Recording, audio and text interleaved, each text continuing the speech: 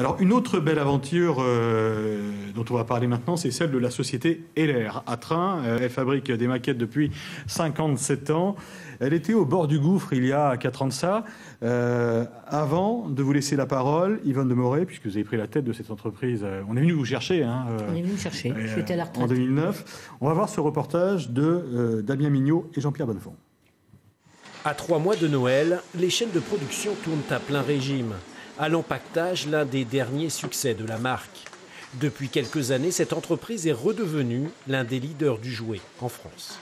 Nous sommes dans une année qui est particulièrement propice à l'entreprise, sur une progression de l'ordre de 30%.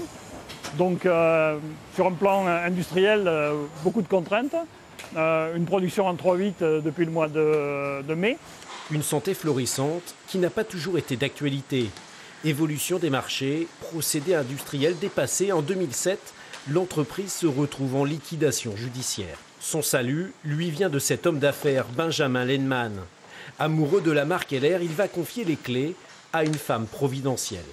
Yvonne Desmorets accepte le challenge à condition de rapatrier l'outil de production à Train et de fabriquer du Made in France. Un redressement productif spectaculaire. En 4 ans, le chiffre d'affaires sera multiplié par 4.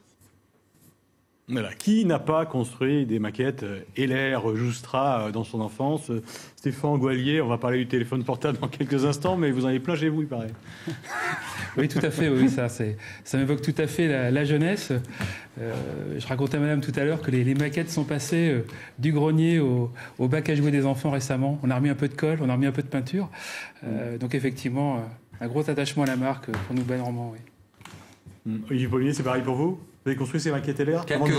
Des vents pour chevaux, j'imagine? Quand vous étiez petit, ça existait, je ne sais pas.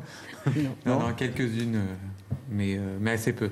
Qui Villotte, simplement. Je pense qu'il ça représente quoi pour vous? Il n'y a pas un petit garçon français qui n'a pas trouvé sous le sapin de Noël une maquette Heller.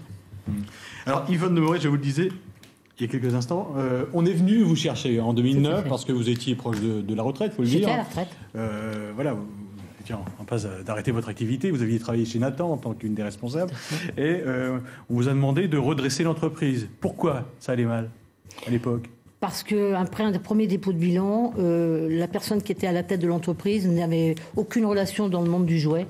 C'est une petite famille, le monde du jouet. Il faut connaître et avoir des relais. Il y avait une certaine désorganisation industrielle suite au dépôt de 2006. L'outil était devenu obsolète, les bureaux étaient séparés, l'équipe n'était pas soudée. Il y avait un élan et un enthousiasme à recréer. Ça a été assez simple parce qu'il y a des gens passionnés et qui aiment leur entreprise. J'ai une équipe fabuleuse, des gens qui ont 30, 35 ans de maison. Il fallait redonner le coup de peps. Et puis, commercialement, bien évidemment, aller rencontrer les clients et leur rappeler que ces deux grandes marques, parce que ce sont deux grandes marques, aussi bien Heller que Joustra, sont encore là et on l'a prouvé. Et on a eu la confiance parce que le gros atout a été de faire fabriquer en France. Le consommateur aujourd'hui en est réellement demandeur et les acheteurs en sont aussi convaincus. Et comment vous avez réussi à relocaliser cette fabrication de maquettes en France? Un petit peu de bagarre avec les fournisseurs chinois pour récupérer nos moules, de âpres discussions et négociations. Et puis une adaptation de l'outil industriel en mettant des automates, enfin des robots sur chaque presse, de façon à réduire le coût horaire, parce que c'est quand même notre péché mignon. Parce que là-bas, la main-d'œuvre est beaucoup moins chère, 4 à 5 fois moins chère. Donc comment on concurrence ces pays-là? Eh ben, on met des robots et un homme français gère 3 presses. Quand en Chine, il y a parfois 4 ou 5 Chinois autour d'une presse. On sort des produits très qualitatifs qui ne sont pas déformés puisque le robot va donner la plénitude totale de la maquette lorsqu'elle sort de la presse. Et puis on arrive à tourner en 3/8 avec seulement 7 personnes au niveau de la gestion d'injection. Alors vous défendez, on l'a bien compris, le Made in France, le Made in Normandie. Et ce qui vous agace, vous l'avez dit en préparant cette émission, c'est le pessimisme ambiant. C'est que vous dites on peut faire des choses chez nous et on n'ose pas. Il est grand temps que les Français repassent dans l'action. Geindre, se lamenter, ça n'a jamais fait avancer les choses. On a des atouts fabuleux dans ce pays. En Normandie, on a des gens sérieux, travailleurs. Le français, certes, travaille 35 heures sur le papier, je le dis bien. Chez moi, RTT, c'est reste travail État, mais volontairement, c'est pas une imposition de la direction. Et c'est vrai qu'il faut qu'on reprenne l'enthousiasme qui est inné chez le français, notre humour, et puis exercer nos talents. Vous êtes d'accord les uns et les autres, justement, sur retrouver de l'enthousiasme? On peut faire des choses. Thierry Villotte, Olivier Paulmier. Oui, tout à fait. Je pense qu'aujourd'hui, moi j'ai repris la présidence de la société il y a 1 an et demi, et c'est ce que j'inculque les Vantéo, donc à mes équipes. Et il faut la motivation, de l'envie, et on peut faire énormément de choses. Quel type de modèle on va trouver justement pour Noël? Alors, quel type de maquette? Chez LR, la question c'est est-ce que la maquette elle a changé entre ce qu'on connaissait en 1960 par exemple et aujourd'hui? Elle est moins compliquée à assembler. Nos jeunes sont des... Enfin, je découvre que les jeunes sont quand même intéressés à la maquette. J'ai assisté à un congrès de la maquette à Cholet et j'ai vu beaucoup de jeunes de 13-14 ans et ça me rassure. Et il faut que ça aille plus vite. Nos anciens maquettistes aimaient coller des toutes petites pièces, les ciseler, les poncer. Aujourd'hui, il faut que ça aille parfois très, 800 très vite. heures sur un bateau.